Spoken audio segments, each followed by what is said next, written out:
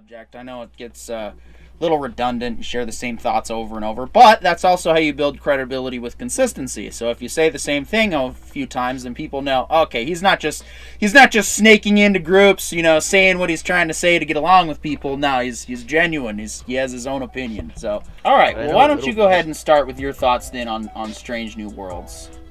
Well, what you thought overall? Well, like I said, I only know a little bit as far as Star Trek's concerned. I had an uncle who was really into it, so like when I was younger, I watched a little bit of Star Trek here and there because I was one of the only people who would watch it with him. Everyone in his family wasn't into it. It was weird, but I mean, from what I saw in it, I enjoyed it. I mean, there's only having seen, I believe it was only the one episode I could find there.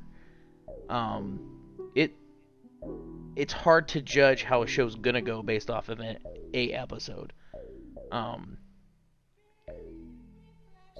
Like I said, I enjoyed it. It was interesting take on a few things.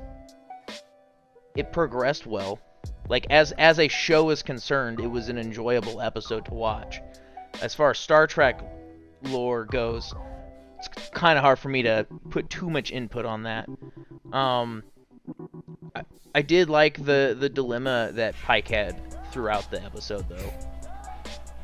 Yeah, well, and that's why I wanted you to go first, because I wanted to get the opinion out there first, like from somebody who's maybe not as familiar with Trek, to properly, because I can try to set myself out of the series as much as I can, right? But the thing is, I will always have a certain bias one way or the other because I am a huge fan of Star Trek. I've been following this stuff. I mean, I grew up on Star Trek. I grew up on Star Wars. Those are probably my two main sci-fi lores. So the reason that, you bring a unique perspective with that because you've kind of watched it here and there, but now you have more of an open mind to properly gauge it as a show as well. And that's kind of that's something that we're trying to do here is we want to be able to look at stuff from a bit more of an objective standpoint, not just a personal. While personal is very important when giving our opinions, we also want to be able to, okay, can we recognize the art of the process? Because to bring up another controversial topic, Doctor Who. A lot of people say that, the first female Doctor was bad. Some people say that.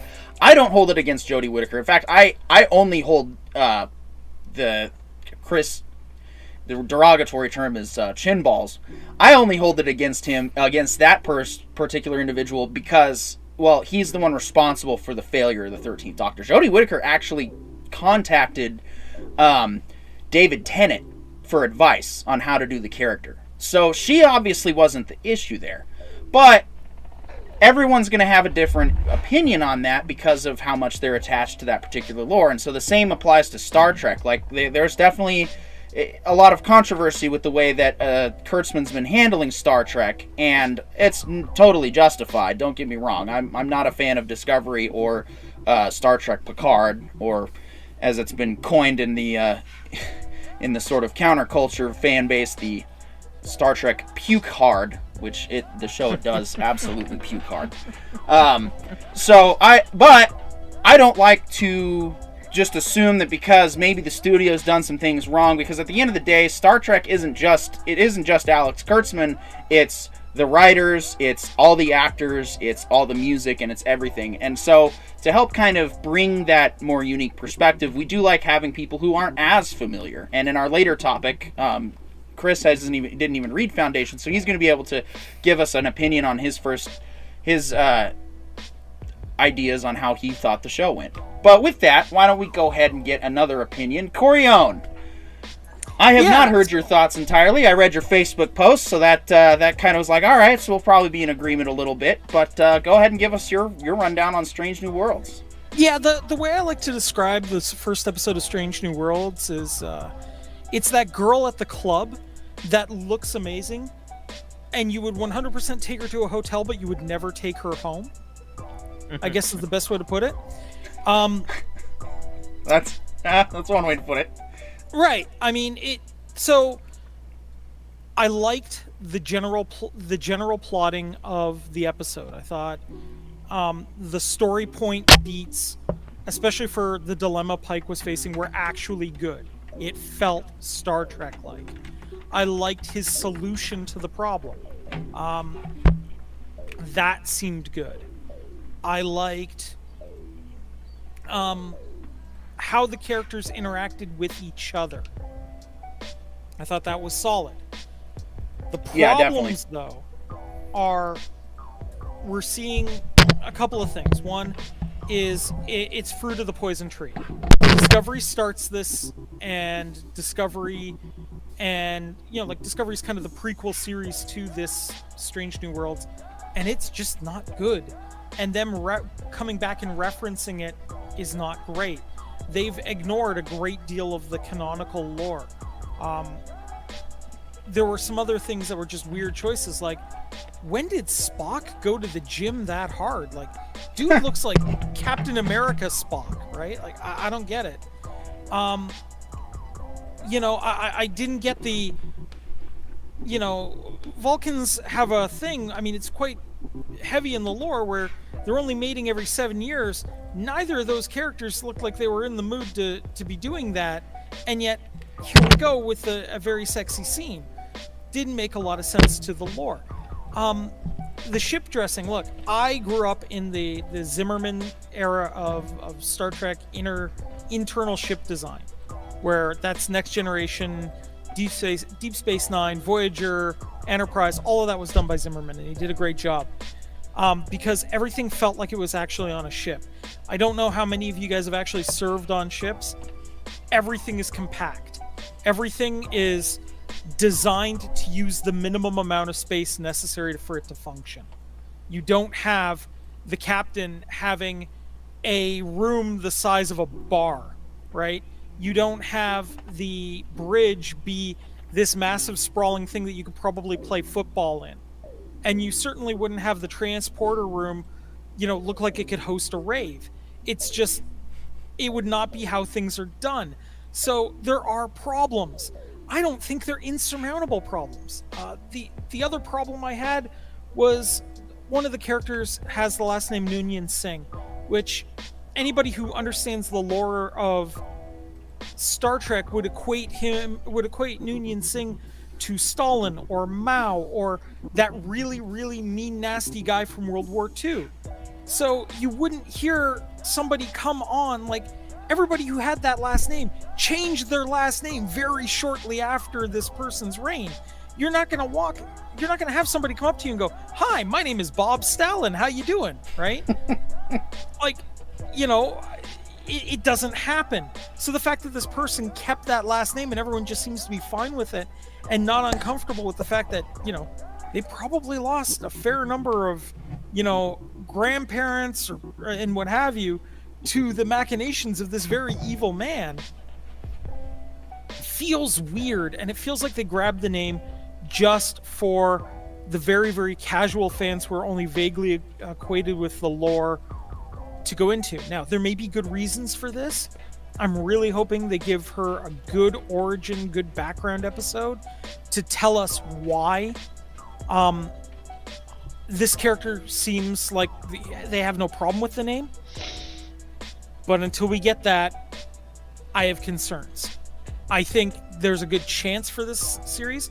I want to give it a second episode and see how it goes. If they refine it, if it gets better, if it gets more original Trek-like, I'll stick with it. But they've given me enough that I'm interested to see what they keep doing. Yeah, absolutely, and that's I definitely feel the same on the fact that it's a promising start. But I'll give my feedback in a second. Chris, why don't you go ahead and tell us what you thought about Strange New Worlds? Sure. I'll start by just quickly mentioning my background in Star Trek for context. It was more than Star Wars, it was what I grew up with, although I certainly was a fan of both. I started on the Next Generation, and I watched especially the Next Generation and DS9 multiple times, Voyager and Enterprise to a degree, and also the original series through. Basically saw everything multiple times, to be fair. And then I got into fan films, and I started to dig deep into how much there was there, and just how amazing fan films were becoming. So naturally, when fan films were canceled around the time of Axanar, that completely it just derailed me from Star Trek altogether. And to be honest, ever since that happened, I just stopped. I just came full stop, and I haven't watched anything new that's been made after that. I haven't even watched anything made by CBS, period, since that happened.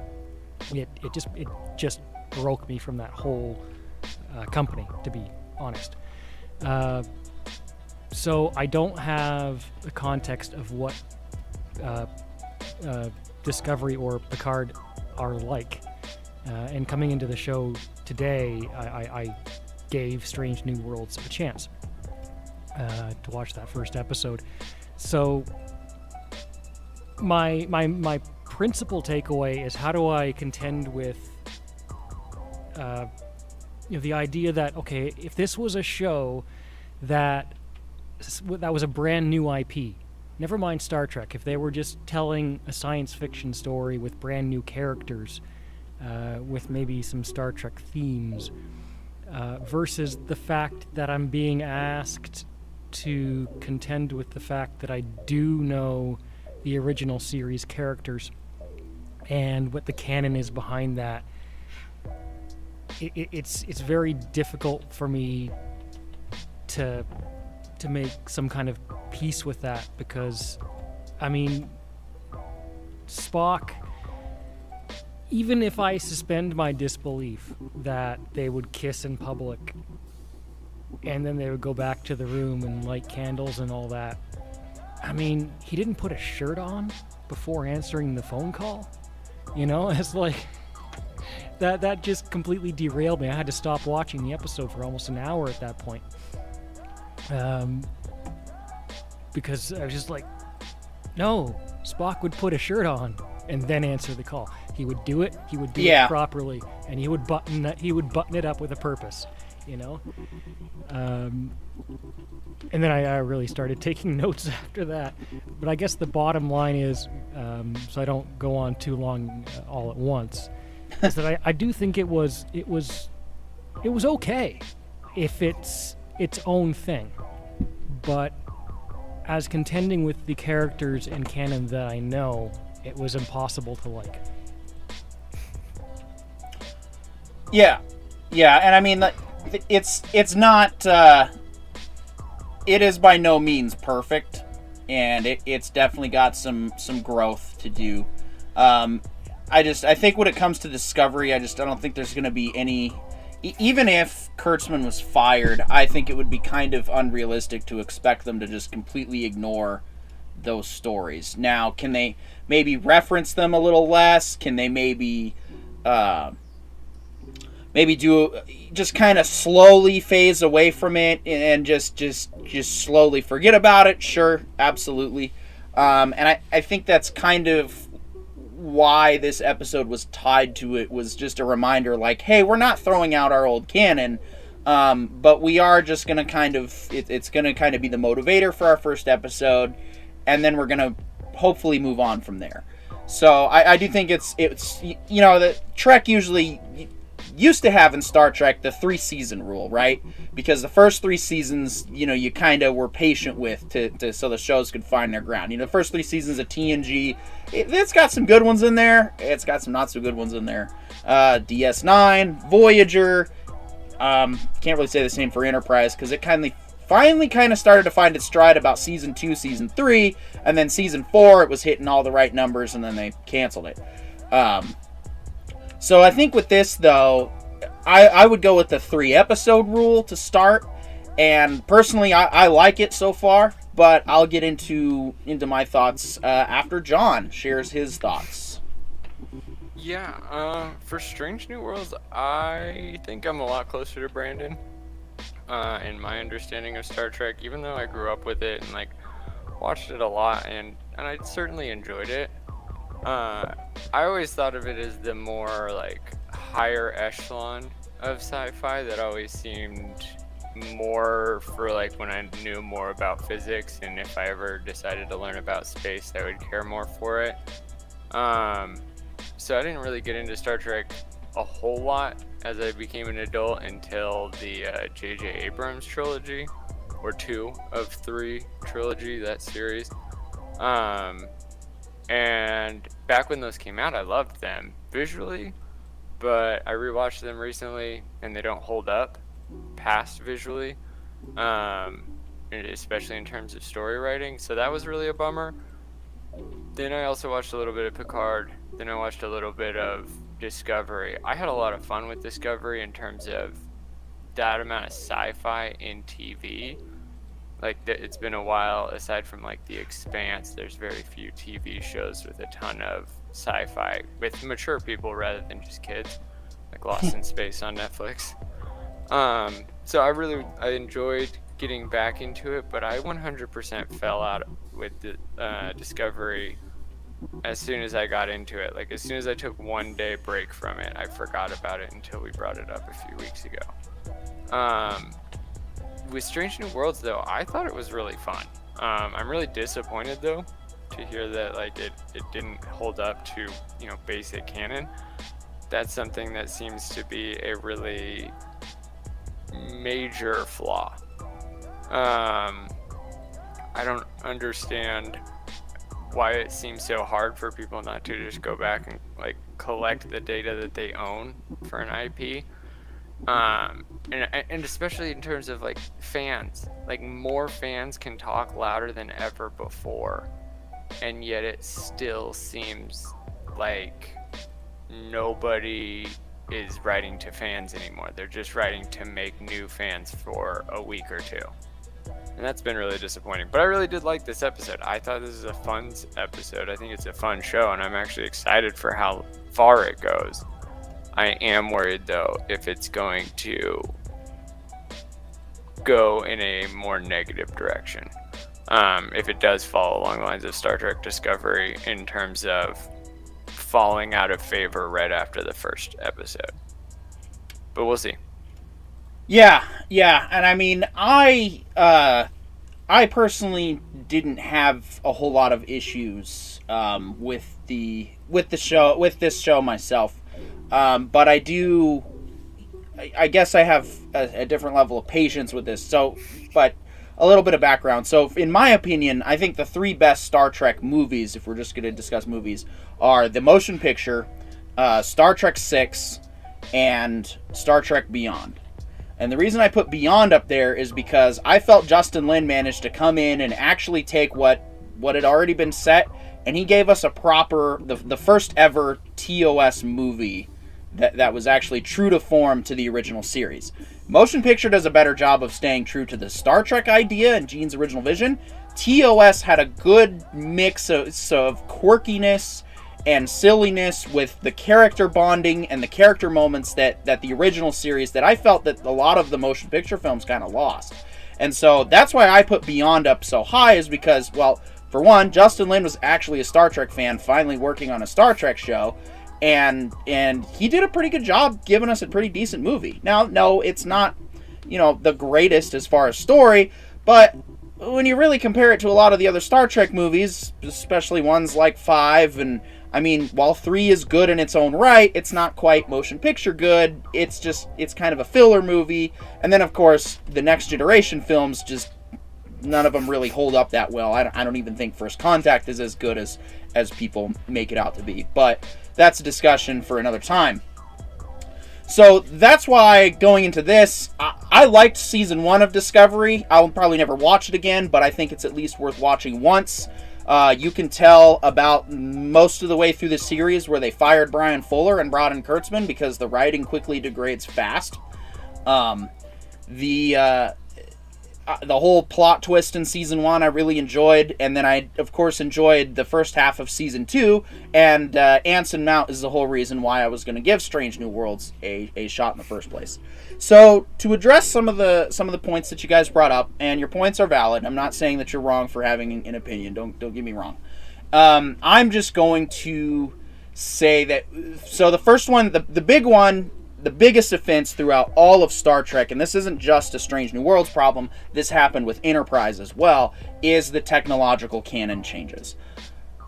I understand that in an ideal world, we'd want the technology to be what we're familiar with. DS9, The Trials and Tribulations, which is probably one of the best Star Trek episodes ever, did a very good job of keeping true to the original series and splicing in the DS9 character. This is just one of the greatest Star Trek moments in all of Trek. And a lot of love was put into that, and you can tell because they rebuilt the original Enterprise. They had the sets, they had the lighting, they had the colors down, and so that was a proper homage to the original series. Now we've kind of moved in, and so when Enterprise came out, though, the technology looked a little more updated compared to what was in the 23rd century, and I remember people griping about that, like, oh, it looks too new, looks too modernized. I think a lot of that has to do with the fact that our own technology in our timeline, in our universe, so to speak, has progressed. And that's in no small part because of Star Trek. When Kirk flips open his communicator the first time, or whoever flips open their communicator the first time, that was an idea that didn't exist before, until somebody decided to make that into, and then we went through the flip phone phase. Now we have touchscreen phones, now we have we already have pads. So it's like, our technology has changed. So it's from a production standpoint, it can be hard to want to justify keeping the technology more older looking, because it's like, oh, we already have this stuff. There's nothing new about the communicator. Well, the communicator's still relatable because people do miss their flip phones. But that's just one example of the technology evolving and changing. As the technology progresses, I've noticed that in every Star Trek series or movie, they kind of try to make it more advanced versions of the stuff that we have in the era that it's written. And so, Corion, you bring up a valid point about the original series being based off of 60s era warships. And that's exactly what they were. That's how they were crewed. That's how they were standard. Warships aren't designed that way anymore. The one I served on, the Coast Guard Cutter Bertolf, while I was serving in the Coast Guard, we actually had 6-man staterooms as standard crew berthing. To put that into perspective, your average stateroom is going to be like 30 or 40, people to a small confined living space. So we actually had almost like actual crew quarters on the ship.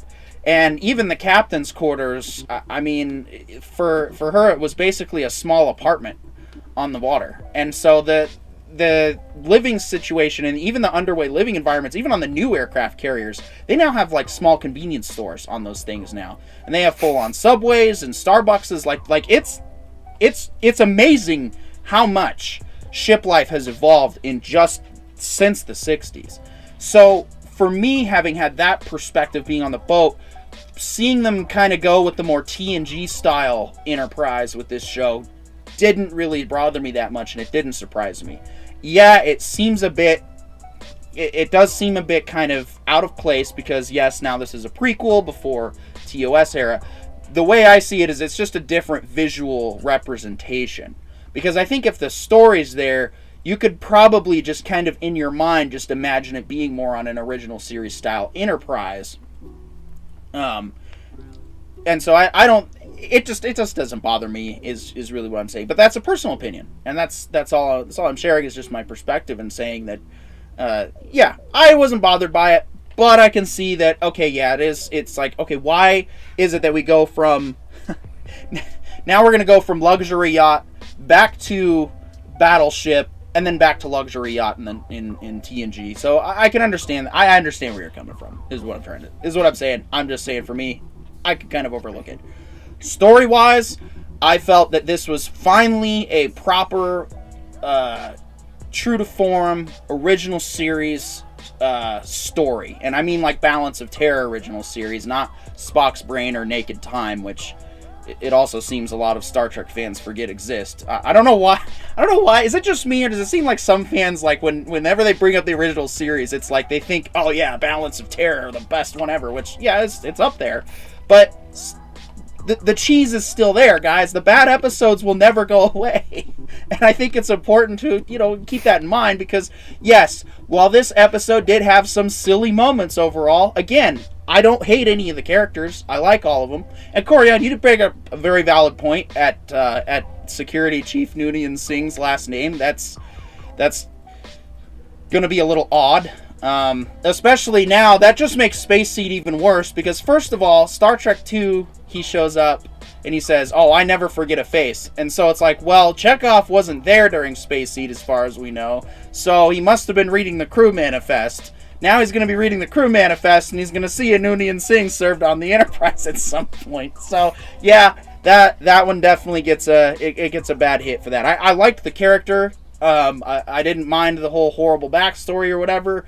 I thought they actually delivered that pretty well and in a believable way. And actually somebody, I think I got into it with somebody on one of the other groups because I was like, Deep Space Nine had some pretty harsh backstory for Kira Nerys, okay? It's not that it's really not that far-fetched to have a character that's got a rough past.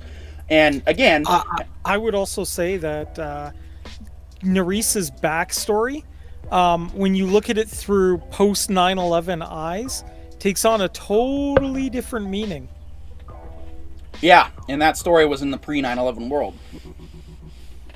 So, yeah, I felt the characters were good. I felt the pacing was good. I felt the overall message was very good. Some people insist it's one-sided politically one way or the other. I didn't see it that way at all. I know they showed footage from a certain event that took place in the United States. Well, they also showed a bunch of riot footage too, so I felt it was a very middle ground message calling out both sides. I mean, Pike even says competing ideas of liberty, and it's like, it's a reminder, it's a warning that we really do have the opportunity to control our destiny. We do have the opportunity to realize, okay, we really don't need to blow each other up with warp bombs. And we can settle things with debate and discourse. And that, I think, is a really good message to put out there. And I think that's, I've said it before on a couple of other mediums, and I'll just say it here on the stream.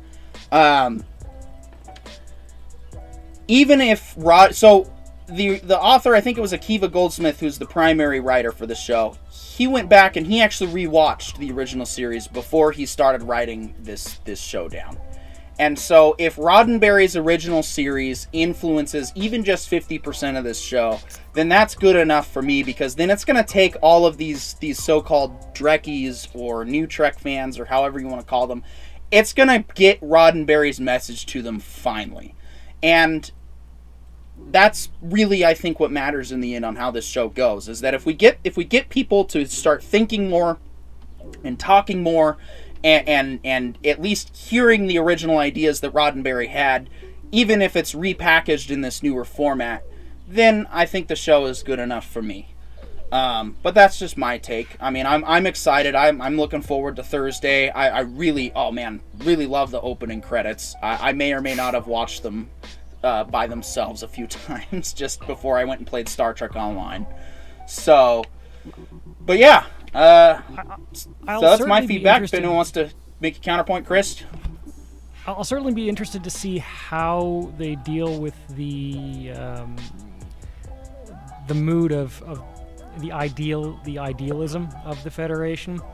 How much it truly is like the original ideal society, or how corrupt it is. Because what I did note when I was watching the episode, there was that moment where Anson says, "Join the Federation," as though this is a wonderful and beautiful and ideal thing. And then moments later, we see a scene where they're sitting at a table together, talking about how there weren't any more serious repercussions with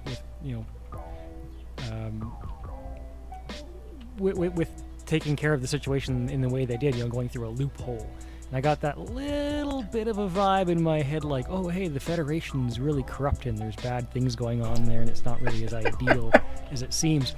And, as tempting as it is from a dramatic standpoint to go down that path, it also kind of strips away the beauty of the moment where Anson Mount can stand in that debate room and say, join the Federation. We have resolved all our issues. We are living in peace, but not really. I would comment on that one, Chris. Just that one, if you don't mind, real quick. The way that he discussed the loophole is it wasn't with anybody outside of Starfleet, and it was more in terms of covering his and his team's reputation. So it wasn't so much as a loophole in terms of navigating the law. It was because he was there at the events that occurred, he knew that nobody wanted to talk about or take responsibility for those events, and because of that, he was able to justify what he declared as second contact. So it wasn't so much skirting the law, it was more covering themselves. Just in it really seemed like they took the time to be very delicate with his version of breaking the rules. He wasn't willy-nilly about it, even though he said he was. He knew more, and the whole show, the whole episode seemed to lead to him knowing more. And then in that moment he explained himself towards the end. Yeah, and I certainly wouldn't judge how they're going to follow through on that in one episode. Certainly, that would see how that plays out over a season or several for that matter. But I do kind of I did get a sense of that they are trying maybe a little bit to follow that original idealism. I hope so. And I hope that plays out. Whether or not I can agree with other factors, like I mentioned before, existing characters and existing canon. I would like to see them try and actually follow through on the idealism a bit. More than letting it get into, corruption. Yeah. I mean, DS9 has a whole two-parter, Paradise Lost, that does a very great job of exploring some of that Starfleet corruption. And I think, I don't know. If we do decide to go that route, I hope it's not at least until season 2 or 3, because it does feel like certain concepts that have already been explored in past Trek shows are probably going to be repackaged and explored in this one. And again, I got to look at this from all angles, right? Okay, yes, we could say that, we already watched that in The Next Generation. Well, that's great. Current, new, especially younger fans of the current Star Trek iteration, they didn't. And sadly, probably aren't. And for the wrong reasons. However, if there's one thing growing up that I could never stand, actually, I don't even know about growing up, it's even today, it is that superiority complex that people can hold and gatekeep when it comes to fandoms. And it's I was an OG fan, so this is when it mattered. And it's sure, that may be true, but at the same time, what's more important? Holding on to those pearls or getting new fans into Star Trek? And if this is the show that gets more people curious about the original series and The Next Generation, great.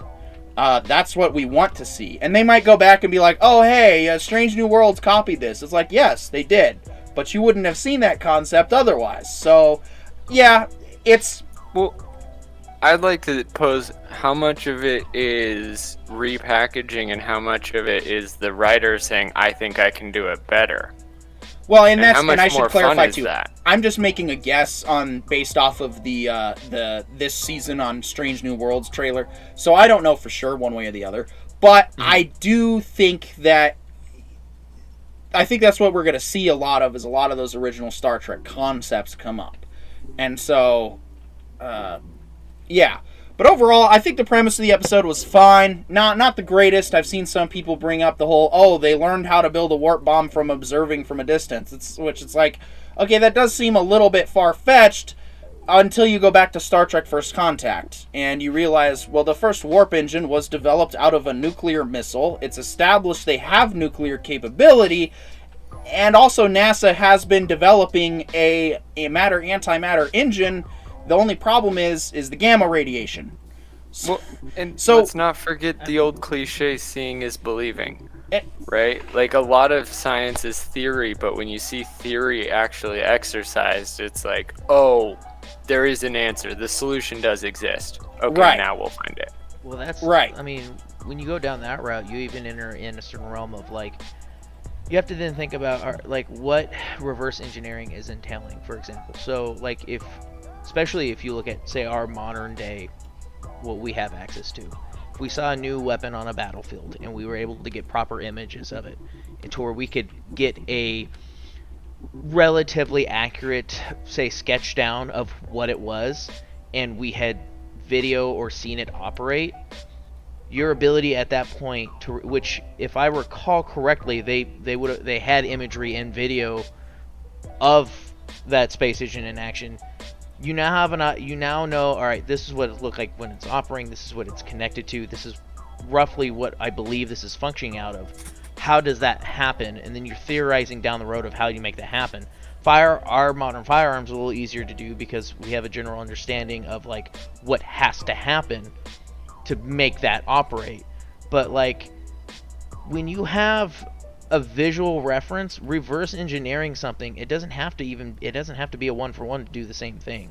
And especially if you're just making a thing explode, and you're like, well, I know this has to pertain to this other thing. I don't need it to operate like an engine. It just needs to go bang. Like, that's even more simpler than people realize. Like, making things explode's not hard. Making things explode stably is hard, and not, accidentally making it explode, it can be difficult. This is like if we got a whole new theory of like gravity theory came because we saw ships that were defying gravity, and we were 100% like proven that is a device that exists. Suddenly a whole new school is going to be like sprung up from it that's going to have nothing to do with quantum or the other main theory string theory. Right. So like this would be like warp theory. Just shows up. You see warp exists. Now you know warp theory, but like atomic theory, only one section of atomic theory has anything to do with blowing up bombs. Right. So like warp theory is now the full field, but the government's going to fund warp bomb theory. Yeah. Yeah. They even make the point of how that was weird. Mm-hmm. I'd even go farther to say that if we were observing, okay, let's say just right now, today, some interstellar traveler traveled through, right by Earth, realized we're here, went, oh crap, and then jumped back to light speed and got out of here. The amount of radio telescopes and everything else, we would point at that immediately and get any kind of reading we possibly could, and then sit down going, okay, how could we cause similar readings? Would be exactly what we would do. We would sit down and go, okay, in order to do that, they must be containing a matter and antimatter explosion in some fashion.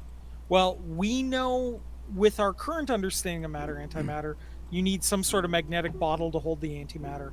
And if they're reading some other emission that could point to how they're controlling that reaction, then suddenly things change, right?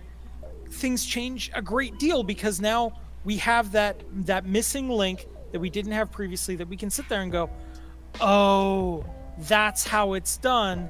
It's got to be the interaction of these following things in some fashion. So now we have all the Lego blocks. We don't necessarily have what the end product is supposed to look like, but we can get it close. And there's going to be governments that are going to say, if you can get it close enough to annihilate them, I will give you all the money to make that happen. Yep. And that's exactly what happened here. It makes sense from a logical perspective. And, that's why I actually didn't even mention any of the technological stuff in the series. It looks more modern, and I accept that. I accept that. I can even go so far as to say, if Gene was alive today, and he was going to go, what visuals, what do I want the future to look like now that I have the tech available today? If that was the inspiration for how they did things, I have no problem with it at all. I have no problem with Gene, if he was alive, seeing cell phones and seeing Skype calls going, hey, you know, maybe we should build in some sort of connector for the communicator. So when I tap it into a console, it brings it up on screen. I have no problem with that. That makes sense to me, right? I have no problem with the bridge having an almost holographic-y kind of look instead of physical switches and dials, because at the time when they were working on it, they would have never conceived of like a flat panel touch display, right? But it makes sense to have in that reality. So I'm down with it. The stuff that loses me is, look, I know you've said that ships have gotten a little bit more expansive and whatnot, and 100% I'll buy that. Every Canadian ship I have been on has still got the utilitarian Spartan kind of design to it. So for me, that's where I'm basing it on. I also think that I've seen the inside of like luxury yachts. I have never seen a captain's area with that much, you know, awesome space. On top of that, look, yo man, a fireplace inside a ship. Yeah. Dude, space. If you ask any NASA engineer, the one thing they're actually really seriously afraid of happening on a spaceship is fire. And when you ask them what would happen if there was a fire on the ship, the response is everyone would die in a fire. Right? So seeing open flame like that is just jarring to me. Like, I feel like that's a display of the technological advancement. Because, like, we have oxygen in our ships because that's the main thing we need to breathe. But, like, our atmosphere is mostly nitrogen.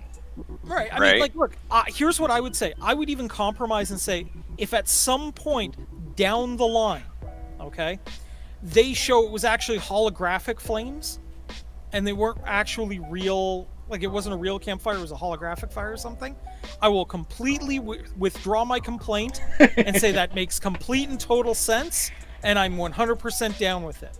Holographic flame wouldn't even be that crazy of an idea. Like, that's not even all that wild of an idea for us now. We actually have that stuff now. I definitely give you that. I didn't recall even seeing that. I may have been looking away because I did watch part of it while, like, I watched it toward the tail end of work. So there was a portion of the show where I was like off and on paying attention and just listening to what was going on. So like there might be aspects of that I would normally probably have cued in on because I like little details and stuff. But yeah, no, I would definitely agree with you on the fact of like if he has an open flame on a spaceship, that's wild. That's an interesting move. And you did bring up even, which I hadn't thought of, they would definitely be able to get a lot more, like, if that happened for us right now, we would get a lot more than pictures and video. We get all kinds of crazy readings from that. We would scrounge for every little minute detail possible, because it could be the key that is needed to make that progress. And by golly, if we were at a situation where a bomb was needed and we had that information, we would definitely skip straight to bomb, without a doubt. It's not even like a question. And what I do like is in the show though, it with the crew, like that is a point of like confusion at first because they don't understand what's going on. Like, well, how did they get to bomb first? Like that's not the process for this. This is it's engine then bomb. How to get the bomb, and then they go down and they find out what's going on. They're like, oh well, now this starts to make sense now. Like now I understand how they got to bomb. Like this is really bad. But there is definitely. Oh, go ahead. I see you're trying to talk. Sorry. I'm still trying to get in the flow of transitions, making it look nice. Keep you're focus good, man. On everybody. Yeah, and So does anybody know, because I think this is something that maybe we should probably know, how exactly the Russians got the bomb? Like, has that ever been cleared up? My understanding, based on the reading that I've done, because I've read a few books on the subject in like Manhattan Project history, was it was a combination of spies, readings from demolition sites, cooperation sort of with the post-Japanese government so they could get in and take a couple of readings. and watching and like observing the nuclear weapons tests. There was also a huge commission in the UN at around that time where everyone was put, like, once the UN was formed, one of the first things that got discussed was, US, you need to share your nuclear technology. And of course the US was like flat out no. But the fact that there was that much interest, you can imagine that they're going to sit there and they're going to, you know, somebody's going to be, you know, some geek in a lab coat is suddenly going to get a new Russian girlfriend. And they may not know it's necessarily a Russian girlfriend, but you know somebody is. Things are going to leak, right?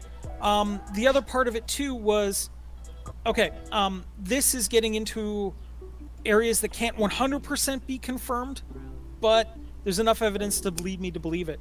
There is a lot of discussion saying that the German scientists who were working on the Germans' version of a nuclear device had more or less got everything ready to go to testing phase, but absolutely refused to because they didn't want the German military to have that kind of weaponry because they knew it would be used. And they were terrified of the consequences of that being used. Only about half of the German scientists were brought over to the US through Operation Paperclip. The other half weren't. It's entirely plausible that some of them wound up in Russian hands.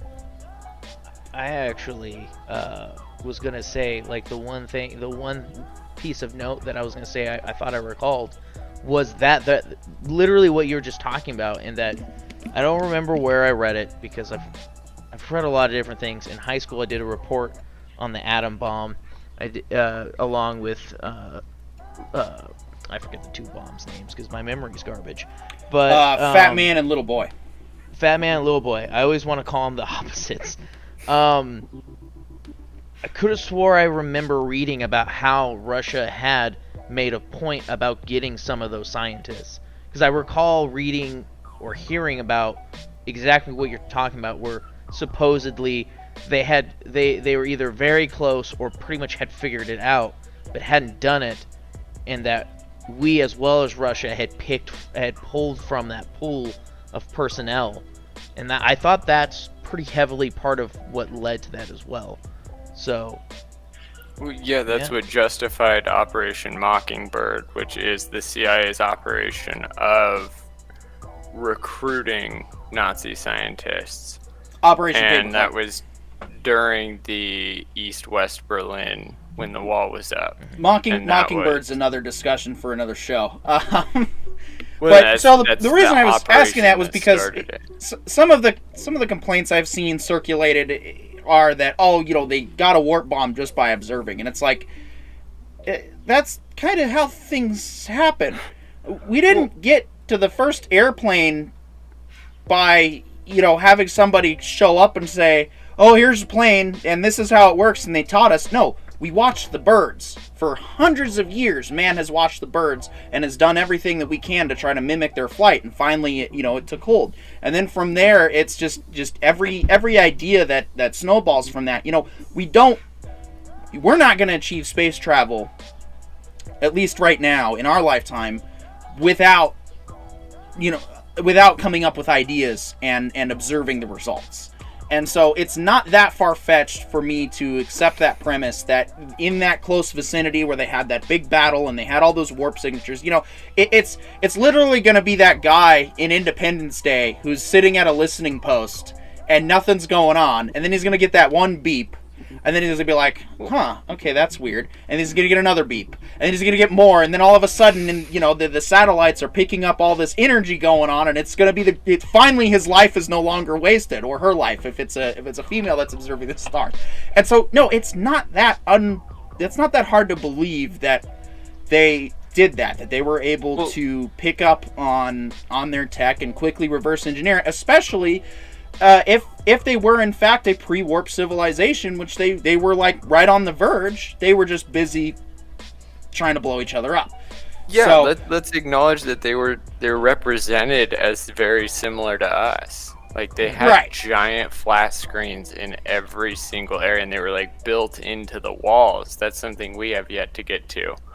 right? Because like our TVs degrade too quickly over time. So if we're going to build them into our walls, they need to last longer. And Well, that's and this something is- this society had achieved. This is the other thing that also goes along with it is just because a society might evolve similarly to Earth doesn't mean they're going to evolve exactly like Earth. Yeah. They have different environmental conditions that have Sci-fi. affected their development and growth. They have different materials within their access that we don't on our planet, because each planet out there is not... Each Earth-like planet isn't as Earth-like as that sounds. The statement Earth-like does not mean Earth clone. It means there's a planet that can sustain life, but it might develop a little differently. I mean, their physiology was different, so there's obviously different elements that affect them that way. So that's why, you know, I felt like people that complaining about that, they were kind of looking for the reason to not like the show, and so... I think a lot of people that like complain about that mostly just think of observation as seeing with your eyes. And it's like, yeah, if we all saw an explosion from our back patio, most of us aren't going to be able to calculate anything, right? Like if I saw this war battle that was like depicted in the episode, it's like there's no way I would be able to go, oh, that's spaceships. I know how to come up with warp theory. But like there is a guy, there is a girl, there is somebody in this world that is there's a on whole the bunch of verge, satellites. and they just need a little bit of like confirmation. And yeah, that's not even mentioning all of the observation tools, like somebody like Galileo, or not Galileo, the Newton. It was an apple, and suddenly he was like, oh, that's why the apple falls and tumbles. How does There's this a happen force, anyway? right? Yeah. And that's what like we're ignoring when they say, oh yeah, it was observation. Yeah, observation with satellites, observation with camcorders, observation with magic things All that kinds we of sensor can't data. describe in terms of satellite technology recording devices. Like they mess with the high fidelity of their scans by literally changing the frequency of the photo they're taking. Like I don't know what that is. All right, I'm we not do have even a writer photographer. comment in the chat. Hey there, Corione sent me from the Orville Nation. Well, hey there, Orville Nation. Welcome to the discussion. Great name for your channel. Well, thank you. We appreciate that. We kind of came up with that ourselves and have decided to stick with it because that's pretty straightforward. But most all of us here are writers or aspiring writers in one form or another. So I should check out your channel. I've seen it on another stream. Yeah. Yeah. I haven't actually gone looked yet, but And honestly, guys, thank you very much for showing up. I appreciate it. And yeah, pull up a chair, guys. absolutely, we're actually about to finish up our Strange New Worlds discussion because we are almost an hour into the show, and we kind of see. And I knew this show was going to do it too. That's why I was like, you know what? Let's just keep it to 2 segments because Star Trek is a lot to unpack. I will finish by saying, like I said, I really liked it. I think it's off to a strong start. Yes, it still references Discovery. It is what it is. If you don't want to like it for that reason, that's acceptable. It's just, I think we should really give this show a chance because I think this is going to be the show that finally reaches those other Discovery diehard fans and gets them to go, hey guys, maybe learn a little tolerance, learn a little more inclusion. Respect the fact that other fans, OG fans, are going to have their reasons for not liking the show, and it's not going to be because of your favorite buzzword. It's going to be because they just don't like the show for the reason. And so I want to get to a point where I would rather have multiple Star Trek shows on, and we can figure out which ones we like and which ones we don't like. And then we can have proper Trek disagreements like we did back in the 90s. You know, when both TNG and DS9 were on, there was a big rivalry there. When both DS9 and Voyager were on, there was, a bunch of rivalry there. Granted, this was before Twitter and all that. So the discussion wasn't wasn't much further than the water cooler at your place of work. But now, since technology has gone so much, It's, I'll get another comment in the chat from Samuel Mum. Someone shared your stream with me on Twitter and it shows unavailable. Settings? Weird. Do we want to check that real quick? Question mark. I have it up on 3 different streams right now, and it is Yeah, currently I've got working. it. It's working. I don't know if we're maybe... you know what? thank you for bringing this up, Samuel Mum. We will check if our regional settings are bad, because maybe this is not available in your area for one of those stupid reasons. If that's the case, you can go over to twitch.com/thewriterbrothers. We are simulcasting there right now too, so if that works better Link for you. in the comments at the top. Huh? Link in the comments at the top. Yeah, we'll or if you just No, wanna I repost did. it, I we already do that put too. the link in the comments. So yeah, we do. We'll have to look into that. I didn't even think of that. The regional availability. Duh. Maybe that's why we're not growing an audience. we're only available in the United States and Canada. I mentioned this last time, but there is actually in the YouTube terms, you have to get to 1,000 subscribers before they start. They cap your streams until you hit that mark. Yeah. That will Oh, be wow. that'll be a challenge until you reach that point. But Well, yeah. Hopefully we can get that figured out by our next show. But like I said, we do have Twitch as well, which they have probably been the best place to stream. Actually, they've given us like no grief whatsoever for our streaming, and almost makes me want to go exclusive. Let's see. There's a lot of differing opinions out there on stream. Yes, and Orville Nation, that's exactly what I love about this show so far, and I think that's why it's a good sign, is the fact that I myself, like I said earlier when I gave my reasoning, I do not like Discovery. I think season 1 is worth watching once, and that's it. Otherwise, they did a very good job of recapping all the stuff that happened with Pike in this episode, and I felt that really played a great job into really giving us Pike as his own character this time, not just kind of shoehorned in with season 2 of Discovery. I did not watch season 3 or 4 of Discovery. I will likely never watch season 3 or 4 of Discovery, and I only watched the first season of Puke Hard, and I will not watch season 2. The only reason I will watch season 3 is if they specifically say that they are not going to acknowledge the last 2 seasons. I don't need some big canon explanation, wormhole stuff that removes it from canon or any of that stuff. Just if they completely ignore what happens in season 1 and 2 of Puke Hard, I will give Puke Hard season 3 a try. Anyone got any final discussion while I get set up for our next segment? Yeah, well, Yeah. I was, Go ahead. Go ahead. Oh, okay. I'll go. All right. Yeah, I would just say, like, I think out of all the... If you take a look at every Star Trek premiere, because I did that right before I watched Strange New Worlds, is I watched every single first episode of every series going on. This is by far, even with the stuff that really irked me, this is by far not nearly the worst opening. I think we can all agree that some of the first episodes of some of the Star Trek series are just rough. Yeah. I mean, for me personally, I felt Encounter at Farpoint was probably the weakest. I agree. You know, Broken Bow is not much higher up. Definitely but then not. there are better too, because I mean, I felt that the Emissary was absolutely fantastic.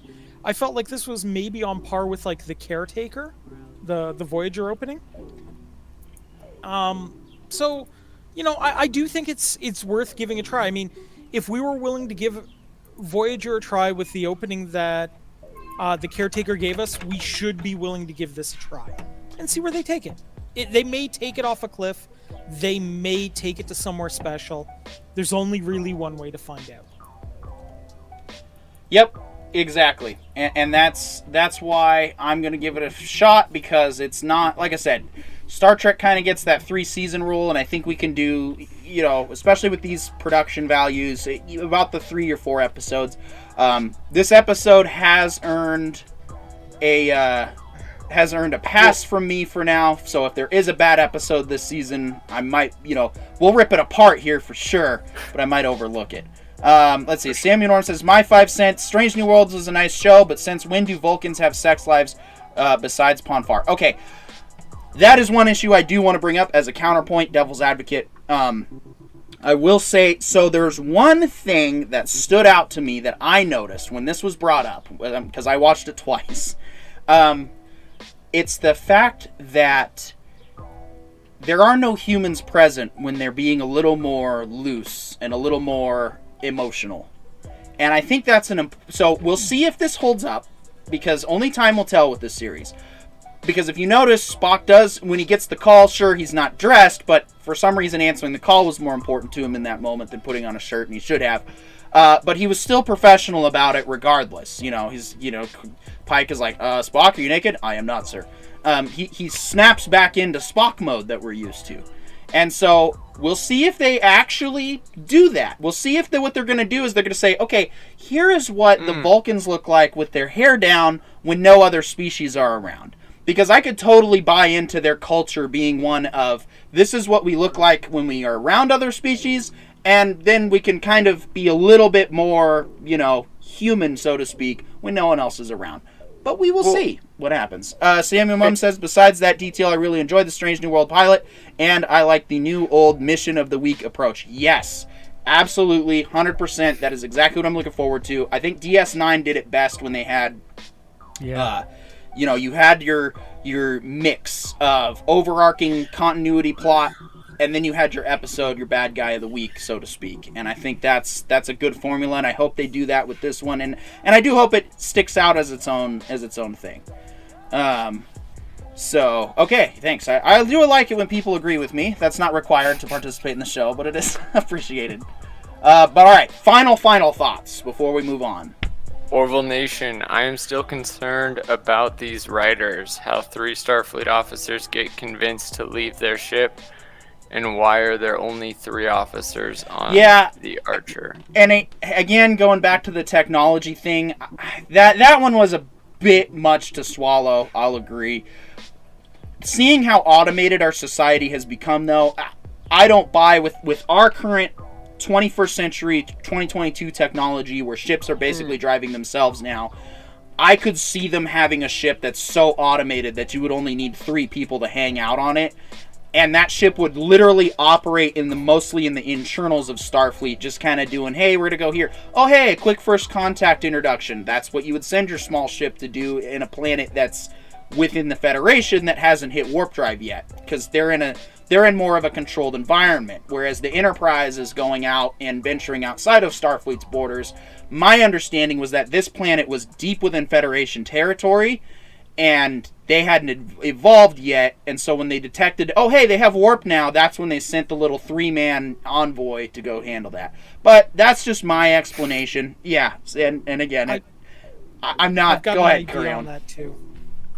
I actually thought of, when I watched it, my theory was, well, they just realized these guys have warp, within, a very short amount of time, and went, oh, who have we got lying around the starbase that we can send that knows first contact protocol? You 3? Okay, yeah. Take this ship that we just refurbished and go.